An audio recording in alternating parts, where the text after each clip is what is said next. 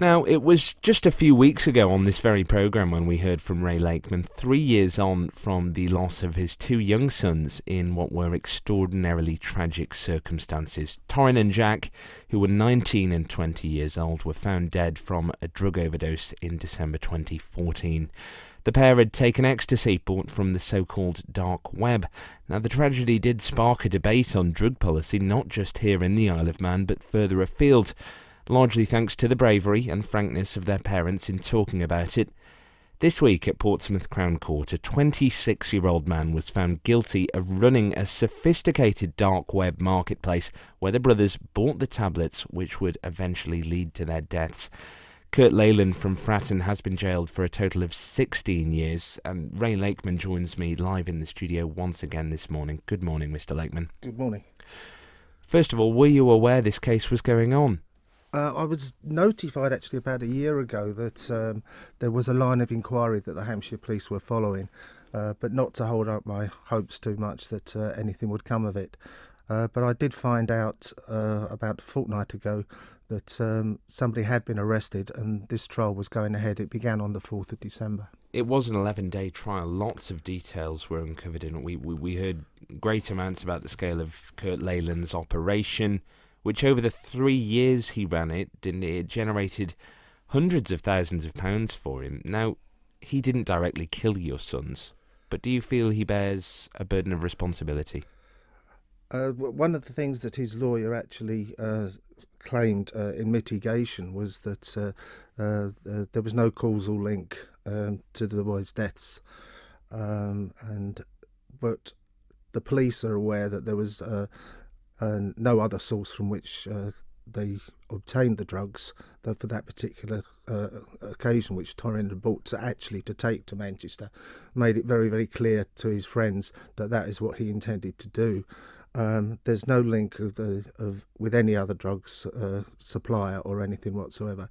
So as far as we're aware, that was the source of the drugs. That is the source, and this man was responsible for supplying them. Now, you've long advocated for more liberal drug laws, especially in the wake of this tragedy. Now, you say that would prevent needless deaths by taking the business out of criminal hands. By that logic, Kurt Leyland is also a victim of bad policy, isn't he? Kurt Leyland is a criminal. He's operating. The police actually, when I spoke to them yesterday, actually said that what he's doing is he's operating a business. It is a business. It is an illegal business. He's trading in prohibited substances. It is my sons actually went to him. It wasn't as though anybody waved a gun at their head and said you must buy this. He wasn't dealing on the streets. He was supplying people who are requiring these drugs, who actually want to use these recreational drugs. This is a problem that we have that isn't going to go away. The actual scale that has been disclosed just by this one dealer of his the number of people, the number of clients that he had, the number of people who were buying from him is quite frightening. These dealers need to be stopped. The best way to stop them is to regulate the drugs so that they don't get their hands on them in the first place. Because for every Kurt Leyland that's jailed, there will be thousands more doing exactly the same. Well, there's scores of other dealers who are operating on the dark web as it is. He wasn't caught by them infiltrating the dark web. He was importing drugs from across and selling them on to other people. His consignment of drugs was 8,000 tablets, I think. They found hidden in jigsaw puzzle packs. When they went to arrest him, they found incriminating messages on his phones, links to these websites, which was the website that we also knew Torrin had used.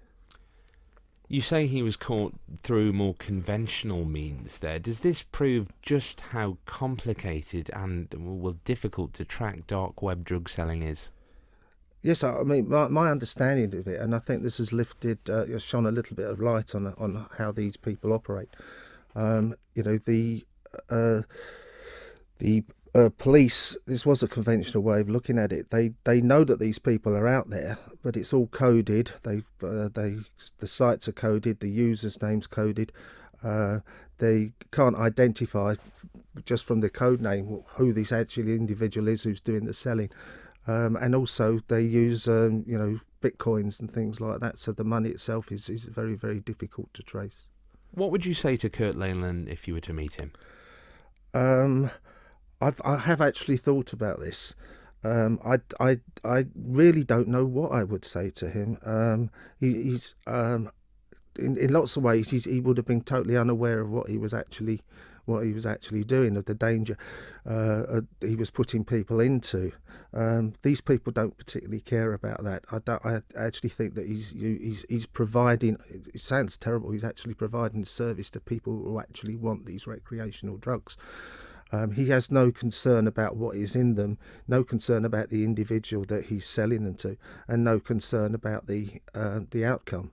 Obviously, the fact that they used in mitigation that there was no causal link to the boys' deaths shows that really that he has little concern about the outcome of what happened to my boys.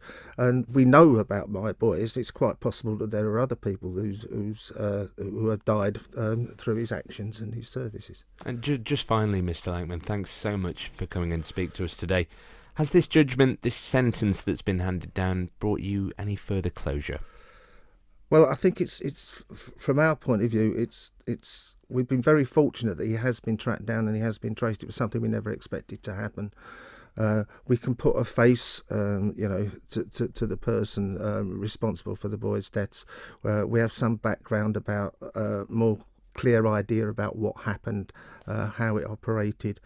I think from that point of view, I'm very pleased with what the police have managed to achieve. I did speak to the officer leading the inquiry yesterday and passed on my congratulations to the officers concerned. From that respect, it has brought us some kind of degree of contentment, but we'll never have complete closure.